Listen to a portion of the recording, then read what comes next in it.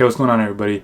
In today's video, I'm going to be explaining why I made the decision to return my iPhone 13 Pro and switch to the iPhone 13 Pro Max. So if you've been following the channel for a little bit, you know that I did a review for the iPhone 13 Pro when that first came out, and I'll leave that linked up above here if you want to check it out.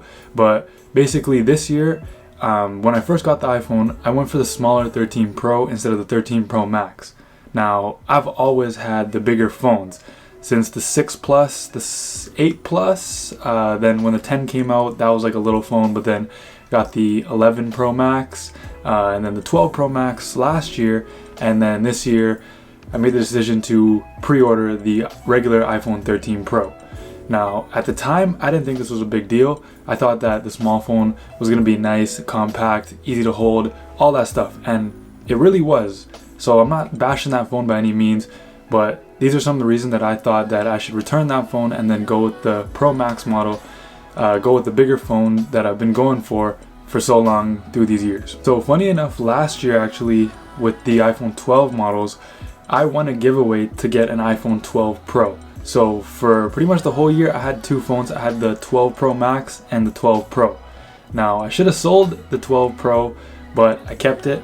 And I kind of just rotated between the two phones. Whenever I felt like using a smaller phone, I'd use the 12 Pro, which I won in the giveaway. So that's another reason why this year I decided to save a little bit of money when I pre-ordered the iPhone 13 Pro. So I used that phone for, I think, around 45 days, about a month and a half. And I actually went way beyond the Apple return policy.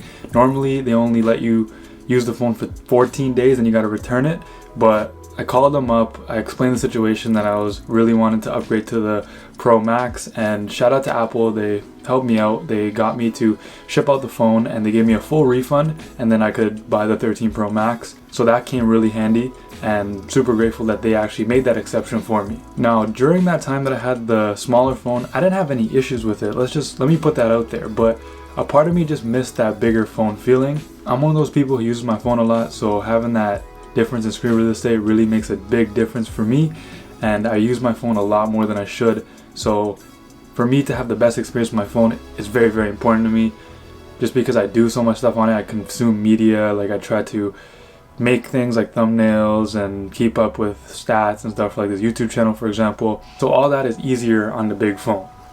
But let's go through the main reasons why I returned the smaller phone to go for the Pro Max. So the first reason, like I said, is that I've always come from the bigger phones. I got really comfortable with them. And just for some reference, I'm about 6'6", so like I have pretty big hands, and the iPhone 13 Pro fits pretty well in my hand. I could pretty much reach all the corners with one hand. Using the phone in one hand is not an issue for me with the bigger phone. So that really wasn't a factor in deciding whether I want the smaller phone or the bigger phone. Granted, the smaller phone is more comfortable for most people. For me too, actually, but it wasn't that much more comfortable for me to want the smaller phone over the bigger phone, or I think the bigger phone is too big. The next thing is the battery. I think this is where I really saw a big difference, like very noticeably. They upgraded the batteries in the 13 lineup this year, so the 13 Pro was easily lasting me all day, but the 13 Pro Max battery is like fully next level. For example, it's 7:39 p.m. today. I've used the phone quite a bit today, watched a bunch of YouTube videos, Netflix, did some school stuff on the phone, and I'm at 61% battery. That's pretty crazy. Like, I can easily go 1.5, 2 days with this phone. Like, let's say I'm going on a trip for a day or a weekend. Sometimes I'm confident that I don't even need to bring a charger with me. It's actually a lot better than my 12 Pro Max, and that lasted me all day too, but this easily lasts me all day. Like, I'm shocked if I ever get below 40% in a single day, and if I do that, that means that I was on my phone way too much that day. Now, the next reason that I made the jump to the bigger phone is because I consume a lot of media on this device. When I'm lying in bed, or when I'm out and about on campus, on the bus for basketball games, I'm watching YouTube videos, I'm watching Netflix movies, Netflix shows, pretty much content consumption on this device. Now with the bigger screen comes a more immersive experience. You enjoy the content more, it's a more pleasing experience for the viewer, and I feel that, especially watching YouTube videos or Netflix, like you really notice the difference in the screen size.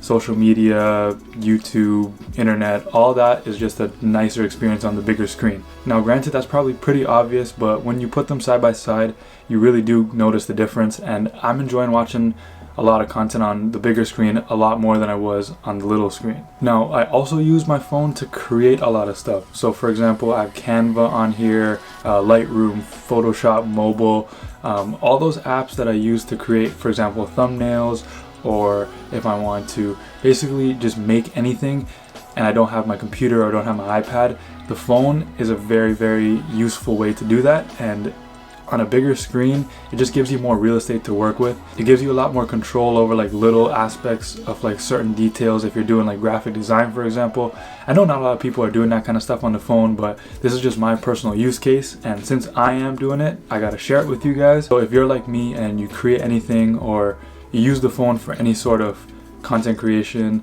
the bigger screen side will definitely suit you well. Alright, and lastly, I just like the bigger phone. I've said it before in this video and I'll say it again. The bigger phone, I just like it. I like the biggest, best form of technology, and I feel like this phone is that for me, and that's just icing on the cake. Okay, now to finish this video off, do I regret it? No, I don't regret it.